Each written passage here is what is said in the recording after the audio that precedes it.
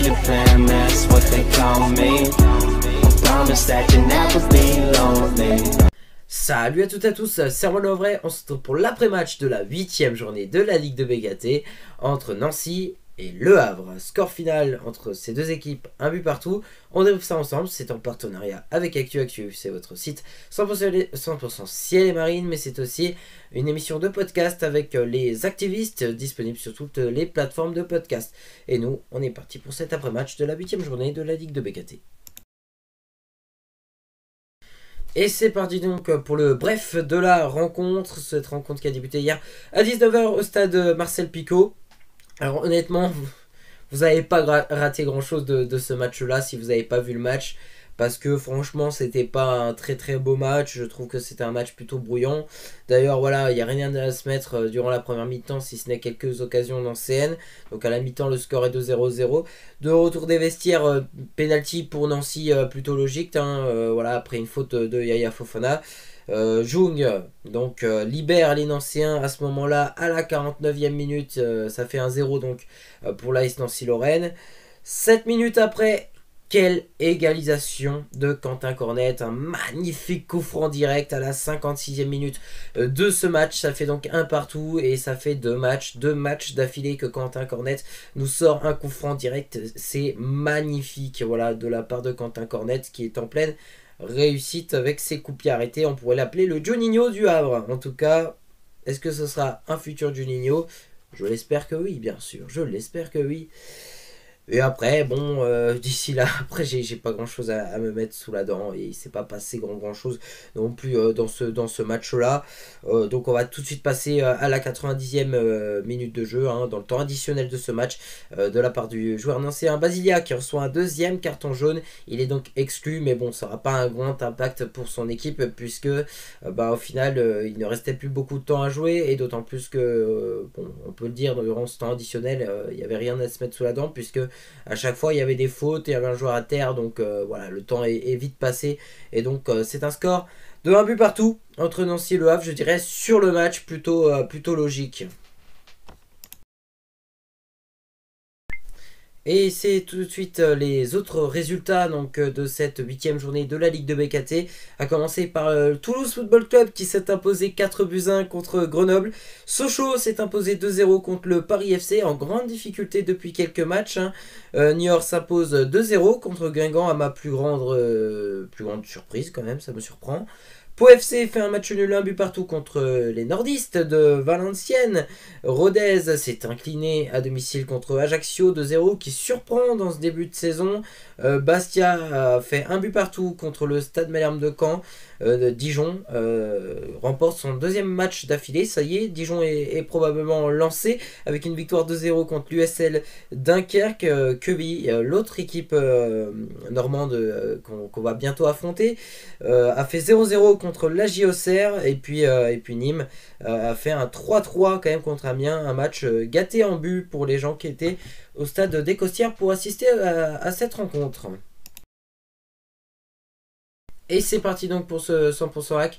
Alors oui, ça a été un match pour moi, personnellement, je l'ai trouvé plutôt ennuyeux, sans grand intérêt. Voilà, ça a été un match un peu pourri. Mais bon, je vais quand même retenir un aspect positif, c'est qu'en 8 matchs, le hack a qu'une seule défaite. Alors c'est bien, le hack perd pas, le hack perd très peu. Mais ce qui est négatif, et c'est quand même important de le signaler, le hack a seulement 2 victoires.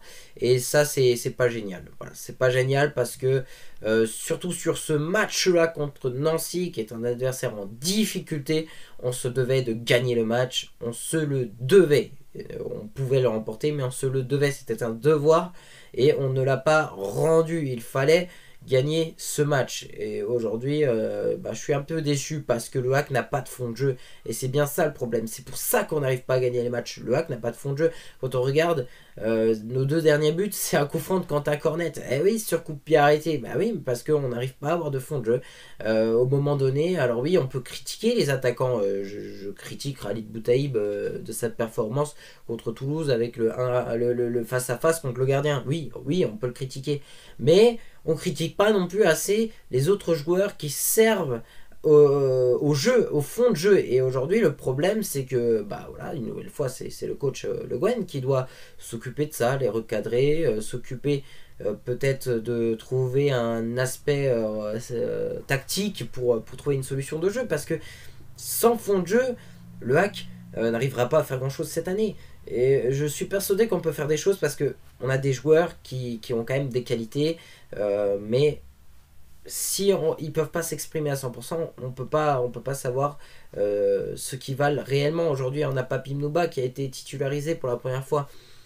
Qu'est-ce que je peux dire de son match? Je peux rien dire parce qu'il a jamais de ballon. Il a pas de ballon. Donc voilà, aujourd'hui je vais critiquer Victor Lecal, mais c'est parce que c'est celui-là que je retiens particulièrement. À un moment donné, il fait une petite passe, c'est une petite passe, le mec il est juste à côté, il la rate quoi. Mais c'est juste pas normal, puisque même les joueurs de National 2 arrivent à faire ce genre de passe. Donc voilà, bon, c'est un match nul comme un autre, on gagne un point, mais bon, c'est pas super bien non plus, parce que on est plus rentable à faire une victoire, une défaite en 2 matchs que de faire 2 nuls. On gagne plus de points avec une victoire, une défaite. Donc voilà, oui, après, sur ce match-là, je suis déçu, on aurait pu gagner.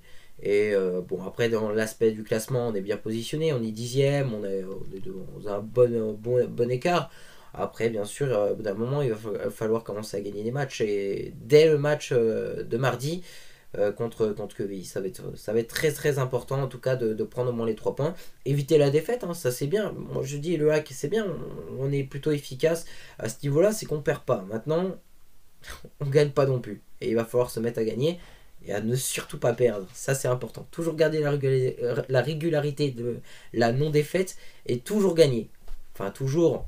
Ça va être compliqué, mais essayer de gagner quand même des matchs, parce que c'est bien les matchs nuls, mais faut gagner. Et c'est parti donc pour les tops et les flops. Honnêtement, bon, j'ai pas grand chose à dire, mais dans les tops, je vais dire Quentin Cornet, parce que voilà, c'est vrai qu'il est magnifique, son coup franc. Et après, j'ai pas de grand top à annoncer en tout cas. Et du côté des flops, ben voilà, Victor Lecal, que je vise en particulier. Yaya Fofana, j'aurais tendance peut-être à le mettre dans les flops, même si voilà, c'est bien compliqué quand tu es gardien de pas toucher la jambe de l'attaquant. Bon, voilà, je le mets dans les flops parce que ça fait 2 matchs où il se prend un but, et avant, au début de saison, il arrivait à faire des petits clean sheets. C'est un flop, mais un flop gentil en tout cas pour Yaya Fofana. Et un grand flop pour Monsieur Le Guen, toujours, parce que j'aime pas sa façon qu'il entraîne. Il est trop, voilà, il est toujours sur le banc, assis.